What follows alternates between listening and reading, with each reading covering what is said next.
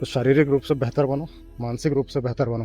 कुछ ऐसा करो जो फिजिकली आपको मजबूत बनाता है, मानसिक तौर पर मजबूत बनाता है। खाली लोहा उठाने से भी कुछ नहीं होगा। पढ़ो लिखो, शस्त्र और शास्त्र दोनों पता होंगे तभी कुछ उपलब्धियां होंगी जिंदगी में, वरना तो हो गया। डिसिप्लिन, कंसिस्टेंसी और सेक्रीफाइस, यही बदल सकते हैं आपकी ज़िंदगी। बाकी ज़िंदगी और डीएनए अदरवाइज हो चुकी। तो आज बस इतना ही, कल फिर मिलेंगे। आज 7वीं मैराथन थी, 7वें दिन, जो कि सबसे फास्ट थी पहले दिन से भी ज़्यादा। कल फिर मिलेंगे, कल फिर करेंगे। आज कुछ लोगों पे मूड भरा था इसीलिए कुछ गाली गलौच हुआ, वरना मेरा कोई 22 किलोमीटर दौड़ने के बाद किसका मन करता है गाली गाली देने का, किसको बुरा भला करने का। लेकिन कुछ लोग इतने जहरीले होते हैं, हरामखोर। दुनिया में इतने हरामी लोग हैं जिनकी कोई सीमा नहीं। जैसे मैं ये कर रहा हूँ, रोज मैराथन कर रहा हूँ सुबह उठ के ना, तो ये मेरी समस्या थी कि मैं सुबह नहीं उठ पाता हूँ। दुनिया में हर किसी की अपनी अपनी समस्याएं होती हैं, मेरी समस्या थी मैं सुबह नहीं उठ पाता हूँ, बहुत वीक फील करता हूँ। तो मैंने अपनी औकात के हिसाब से बहुत बड़ा कदम उठाया कि मैं नॉर्डिक्स में रहता हूँ, फिनलैंड में, दुनिया के सबसे one of the most coldest country, दुनिया के सबसे ठंडे कंट्रियों में से एक, उसमें रहता हूँ। कि मैं रोज़ सुबह 5:30 बजे उठूँगा और हाफ मैराथन करूँगा ब्रेकफास्ट और ऑफिस से पहले, और शाम को 300 पुशअप्स मारूंगा पूरे दिन में। तो ये मेरी औकात के हिसाब से बहुत बड़ा कदम, मेरी औकात के हिसाब से। किसी को हरा नहीं रहा हूँ, किसी पे उंगली नहीं उठा रहा हूँ, अपनी कुछ बुरी आदतों से लड़ने की कोशिश, ठीक है। तो कुछ लौंडे आएंगे, इतने मदर चोद लौंडे होते हैं कि अरे हम उनको जानते हैं, वो तो उन्होंने तो ये कर दिया था। अरे भोसड़ी के, उन्होंने तो कर दिया था, तुमने क्या किया था? उनको तो हम भी जानते हैं, तभी हम ये कर रहे हैं। लेकिन भोसड़ी के तुमने क्या किया था? तुम तो चूतिए ही रह गए। तो ऐसे लोग मिलेंगे आपको, और मुझे अक्सर मिलता है, ठीक है। जो आप अगर कुछ बेहतर कर रहे होगे तो आपको किसी तीसरे से भिड़ाने की कोशिश करेंगे, क्योंकि उनकी खुद की गांड फटती है। सो बी केयरफुल, ऐसे लोग मिलते हैं तो आप में जवाब देने की हिम्मत होनी चाहिए। अदरवाइज ये साले एनर्जी सकर्स होते हैं, आपकी एनर्जी को चूस जाएंगे जोंक बन के आपकी जिंदगी में। ऐसे लोगों से दूर रहिए, सड़ी गए। इसलिए हमसे जल्दी उलझते नहीं, फिर दवा लेनी पड़ जाती है, बीपी, शुगर। लेकिन ये जानकारी जनहित में जारी, ऐसे लोग मिलेंगे आपको।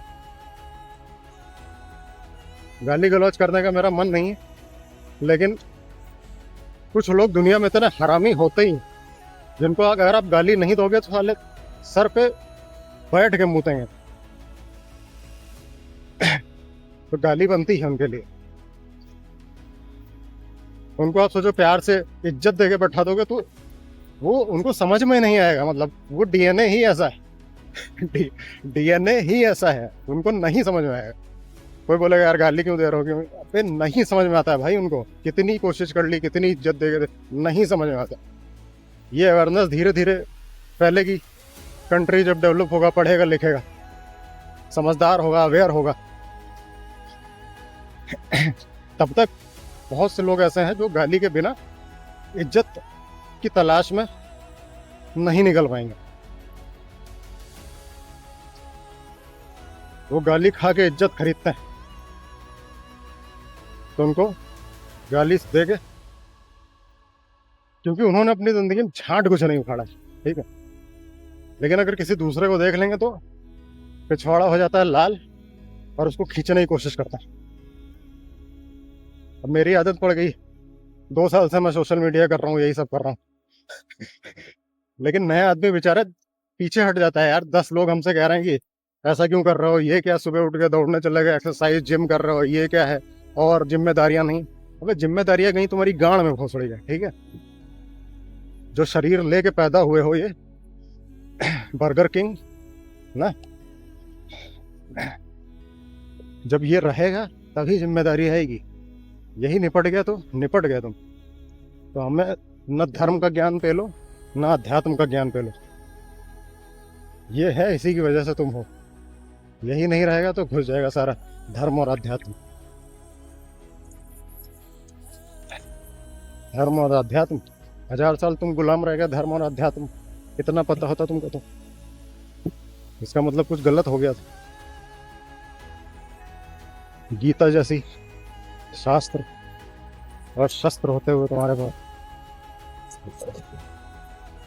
तुम साले 1000 साल गुलाम रह रहे हो। इसका मतलब गीता समझ में नहीं आई तुमको।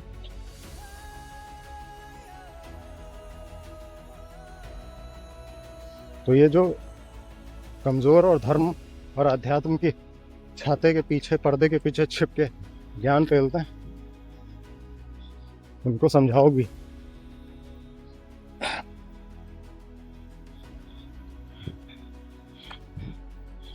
कि धर्म और अध्यात्म क्या होता है। श्लोक सुना देना, पात्रों के नाम रट लेना। हाँ, तो श्लोक और पात्र किस नाम के हैं जब गोलियां चलेंगी बॉर्डर पे? हैं, घर के आगे गोली चलेगी, घर के आगे तलवार लेके कोई खड़ा है, तो वो श्लोक से मारोगे?